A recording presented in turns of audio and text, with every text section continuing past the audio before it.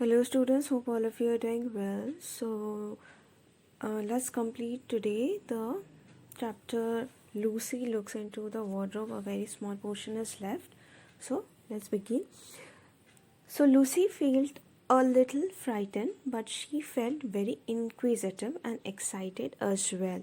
She looked back over her shoulder, and there, between the dark tree trunks, she could still see the open doorway of the wardrobe and even catch a glimpse of the empty room from which she had set out.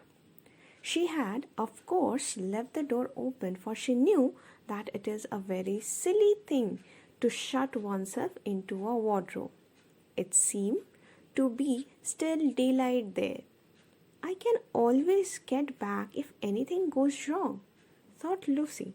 She began to walk forward, crunch, crunch over the snow and through the wood towards the other light.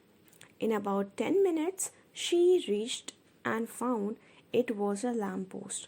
As she stood looking at it, wondering why there was a lamppost in the middle of a wood, and wondering what to do next, she heard a pitter patter of feet coming towards her. And soon after that, a very strange person stepped out from among the trees into the light of the lamppost.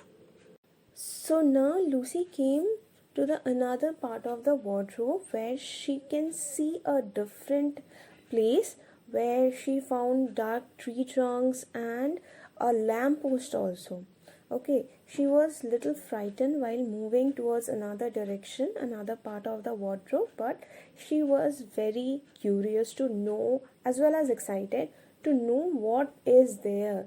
Okay, and she kept on looking behind also to check out whether the door of the wardrobe is still open or not, because we know she is all alone there, and she knew, okay, besides being a inquisitive or excited girl, she was also smart. She knew that it is very silly thing to shut oneself into a wardrobe. Then she saw a lamppost in the middle of a wood forest, and then she heard a pitter patter sound of the feet, and some as if someone is coming towards her. And then she saw a person, okay, a very strange person. He was only a little taller than Lucy herself, and she carried over his head an umbrella, white with snow. From the waist upwards, he was like a man, but his legs were shaped like goats. The hair on them was glossy black, and instead of feet, he had goat's hoof. He also had a tail, but Lucy did not notice this at first because it was neatly caught up over the arm that held the umbrella so as to keep it from trailing in the snow. He had a red woolen muffler round his neck, and his skin was rather reddish too.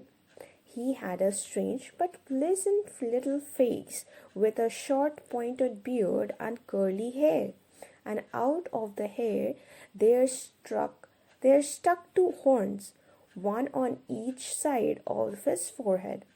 One of his hands, as I have said, held the umbrella. In other arm he carried several brown paper parcels. What with the parcel and the snow, it looked just as if he had been doing his Christmas shopping.